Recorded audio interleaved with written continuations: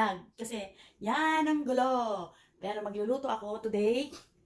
Magluluto ako ng punta kami doon sa Asian store. Ang dilim yata, ang dilim ng aura ko. Punta kami sa Asian store kahapon. So nakakita ako ng puso. Finally, meron na akong puso. Puso ng saging. Hindi puso ng tao. Bumili ako ng puso, isa lang peraso. Gagawin kong, ayaw kong gawin ganito anyong kasi parang nakakauyam. Gawin kong sisig, yung paborito ko yung puso ng saging. Na gawing sisig puso, yun. Tapos bumili yung anak ko ng baboy. Ihahalo ko doon. So yun ang gagawin ko mamaya. Sana hindi maingay kasi yung magtatrabaho magiging maingay yun mamaya. Kaya mumute ko na lang. See you guys later. See, ang dami natanggal o $2. $2 itong natanggal. Ito lang natira. Then I will slice that thinly.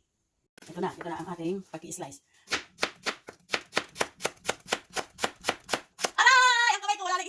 Joke. Piste. See? How thinly I slice it. It's just like that talaga ang pag-slice. Maputi pa siya. Sa Philippines, in the Philippines, we can buy this in the market. It's already sliced. But you can buy also like this.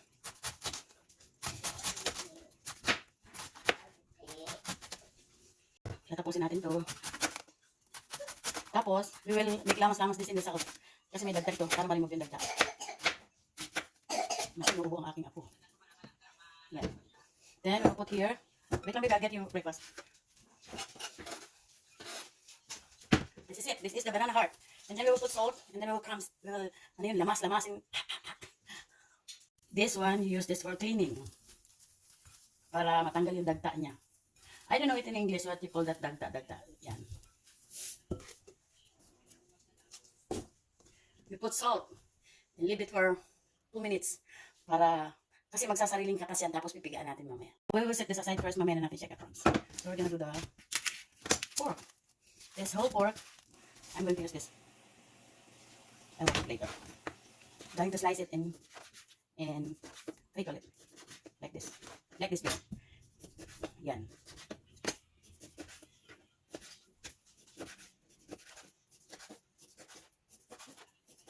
This is what you call, I love this recipe, sisig puso. Mas gusto ko ito kesa sa ginataan.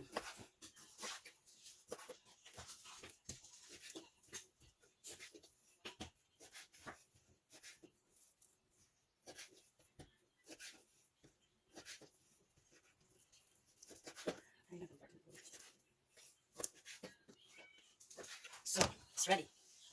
Nalagay ko na siya lahat kasi hindi na siya magandang itira pa.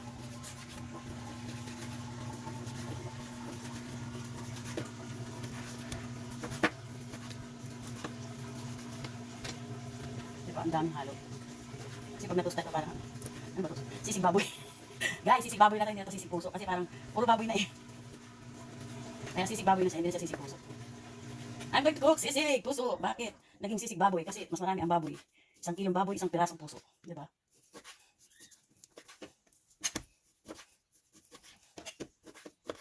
Yan! At saka ito, oh. Diba? Ang dami, oh. Yan ang halo. Ito lang yung sisig, oh. Yan lang yung sisig yan. Si Myrna ay extra. Kaya ang baboy ay 1 kilo at 1 puso. Ngayon, lamasin na natin to. Yan. We need to do this. We really need to do this kasi para lumabas yung ano niya, yung meron itong dagta eh. I don't know how you call it in English. I-research ko pa yung puso mamaya. Research ko pa yung puso kung ano yung ang tawag dito, yung pakla. We really do this in this, while I'm preparing for the other ingredients, I have to let it stand like this. Because if I wash it, I'm supposed to wash it and then, yeah, you can remove the, yeah, like that, oh. See that? That we have to remove. But I will do it later. I have to just let it like that because if I wash it, it will become, this one will become so dark.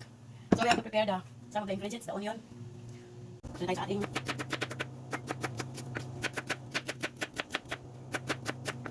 gusto ko lang yung buyat. More onion, more masarap. So this is 2 big large onion, see? Marami pa onion guys sa puso. Ay, agay! Ano na tayo?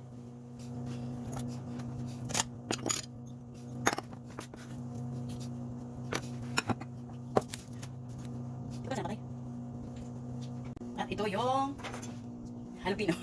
Palagi ako nagkakamali sa Japan, yung jalapeno, whatever.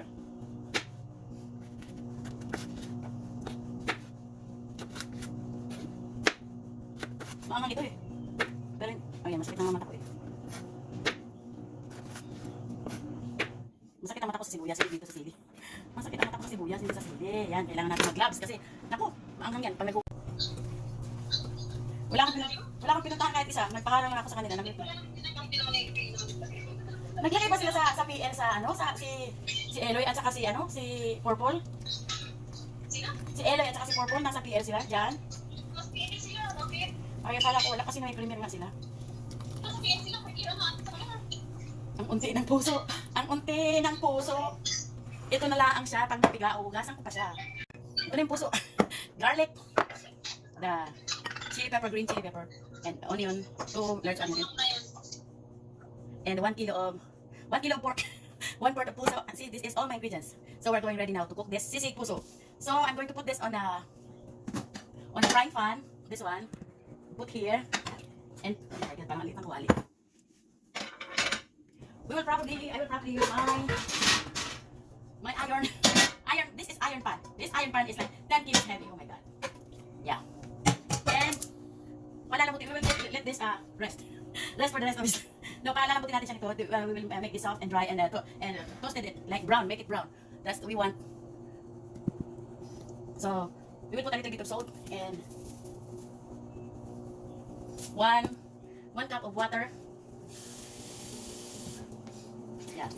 And then just let it boil until it becomes dry and tender, and we will make it toasted pork. Toasted pork.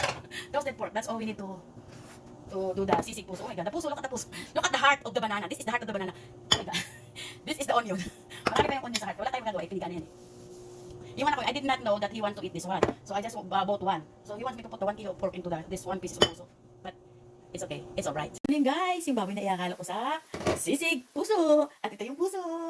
Ayan, ang mga ingredients. Ang daming baboy. Ang tatawag dyan ay sisig baboy, hindi sisig puso. Pero talagang sisig puso lang talaga ang gusto ko. Kaso yung anak ko pinalagay niya itong 1 kilong baboy. Oh my god, tutustahin ko pa yung palalamutin ko, tutustahin ko. Ito na yun siya. Ito na yun guys. Ito na yung baboy na panghalo sa sisig or sisig puso. So, we will put the rest of the ingredients. We'll put the garlic, the onion first. Oh my God, ang onion ay million. Uy!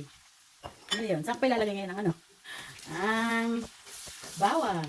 Say, we will put the onion. I used to large onion.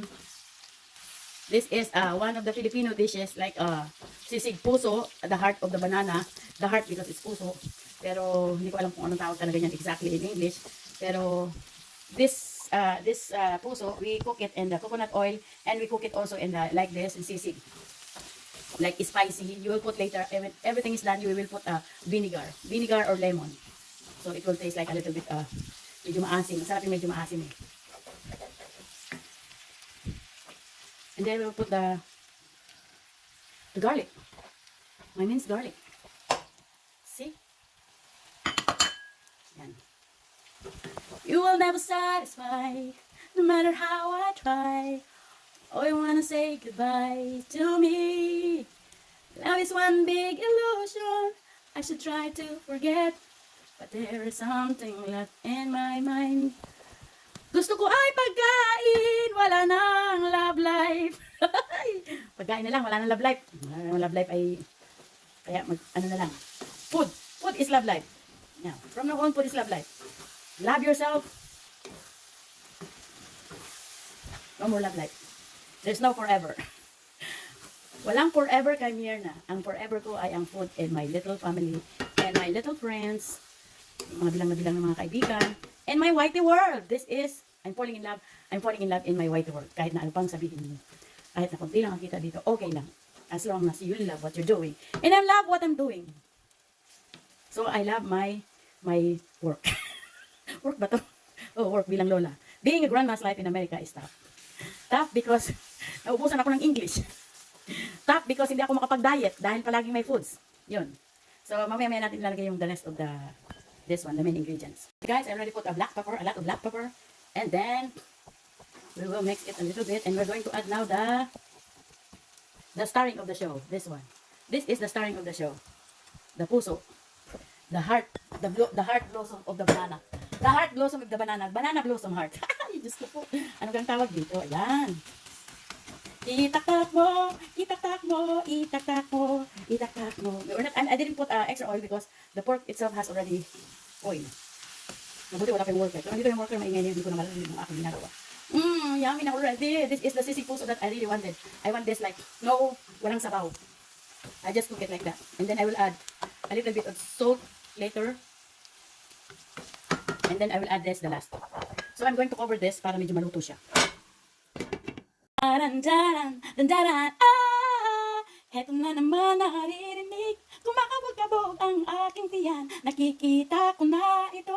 Yan ang sarap na miss ko to. 10 taon na yata, walang puso. Nakikisabay pa sa walang love life. Daran, daran, dadaran, kapag tumibok ang puso. Pagiging sisig na ito. And then, ang sarap-sarap niyang tingnan guys. Look at that. Oh my gosh. Yan, ilagay ko na yan. Then, oh my God.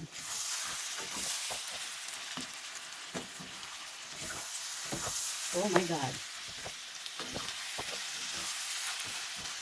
It's sisig puso. Banana heart blossom. Oh, how it looks like so good.